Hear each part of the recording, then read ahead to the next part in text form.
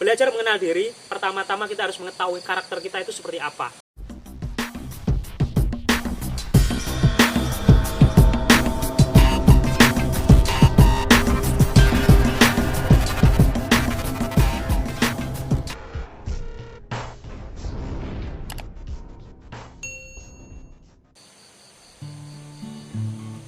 Assalamualaikum warahmatullahi wabarakatuh.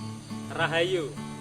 Salam kebajikan buat kita semua. Shalom dan semoga semua makhluk hidup berbahagia.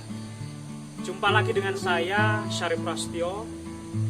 Ya, sambil ngabuburit ini di Tuntang. Saya sedang ada di Tuntang di PDAM, di tempat rekan saya satu letting dulu. Ya, kebetulan dia bekerja di PDAM menjadi Sunan Jogokali alias penjaga pintu air di PDAM. Terkait dengan karakter, ya, tentu kita harus tahu karakter kita itu seperti apa. Karena di dalam mempelajari ilmu setia hati, yang konon katanya ilmu setia hati adalah mengajarkan kita mengenal siapa aku, ya, siapa aku.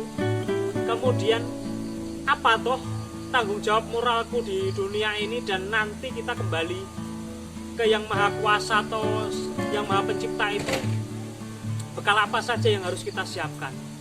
Tentunya untuk mengenal siapa aku, kita harus tahu dulu karakter-karakter yang ada pada diri kita. Nah, di kesempatan kali ini saya ingin menyampaikan bahwa setiap pribadi, saya katakan setiap pribadi akan memiliki beberapa karakter. Nah, karakter yang dominan itu cuman ada 3 hal kalau saya katakan demikian. Yang pertama, ini jarang sekali orang memiliki dan bisa dikatakan adalah karakter yang spesial, yaitu karakter kardinal. Ya, jadi secara disposisi adalah karakter yang unik, spesial, dan langka.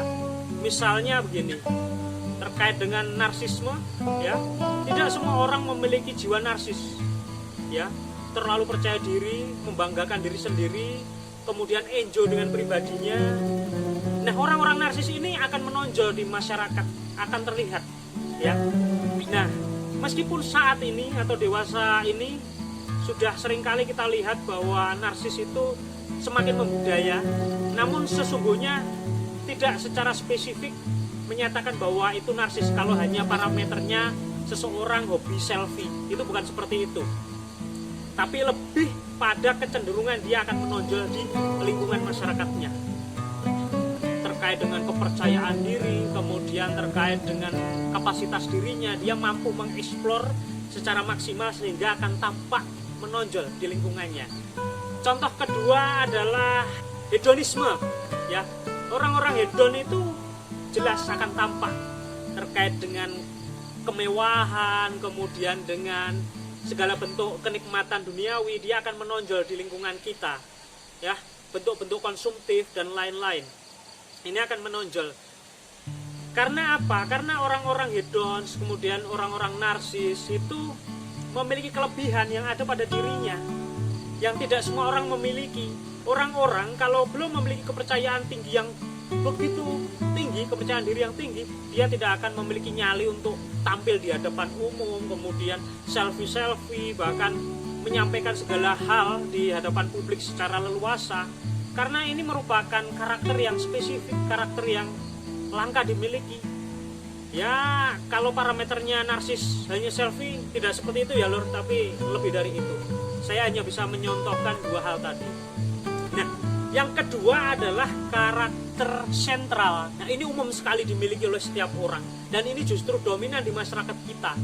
Karakter sentral adalah karakter yang umum pada umumnya. Misalnya dia punya perasaan mudah marah, kemudian perasaan bersemangat, kemudian perasaan percaya diri yang standar, kemudian memiliki hasrat dan keinginan. Itu adalah perasaan-perasaan ataupun karakter yang biasa atau sentral, umum ada pada diri kita semua.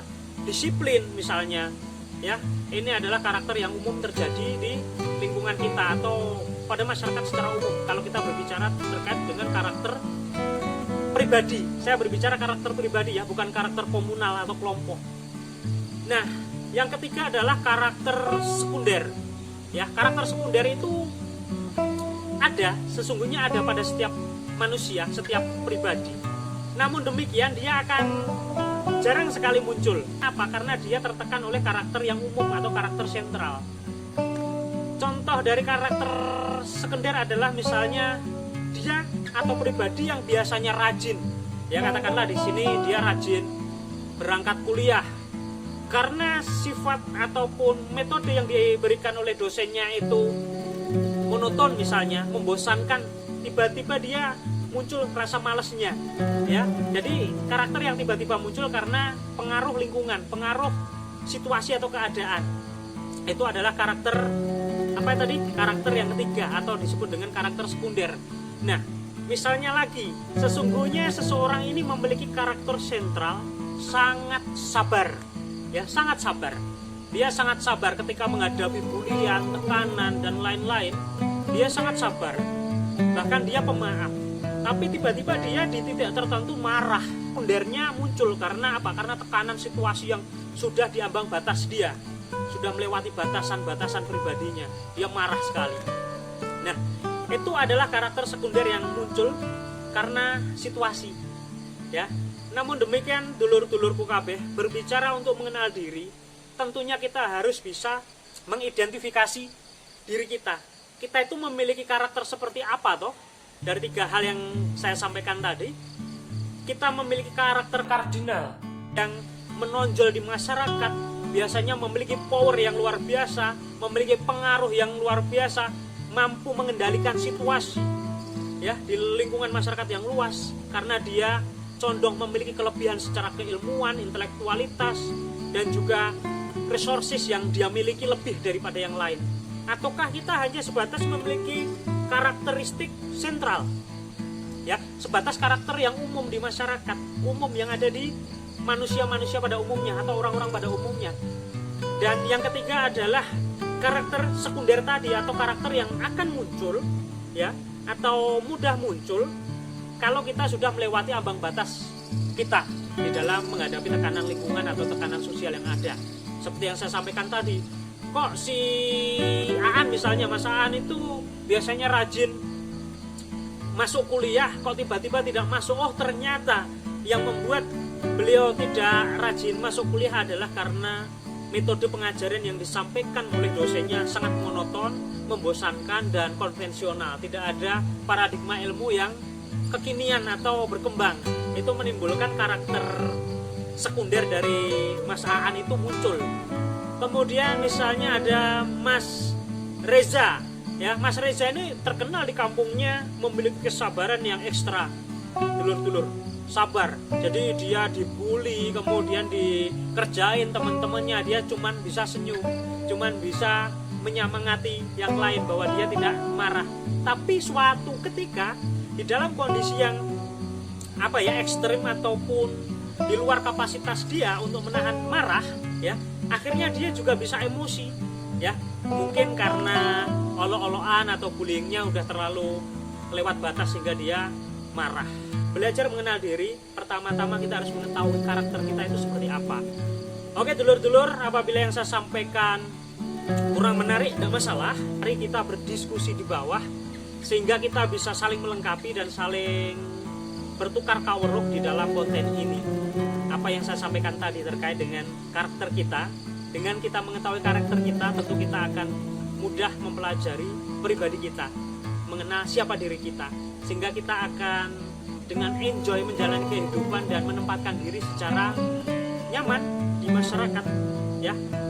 Demikian yang bisa saya sampaikan di konten kali ini. Jika apa yang saya sampaikan mungkin membuat tersinggung dulur-dulur semua, saya sampaikan permohonan maaf dan terima kasih. Wassalamualaikum warahmatullahi wabarakatuh.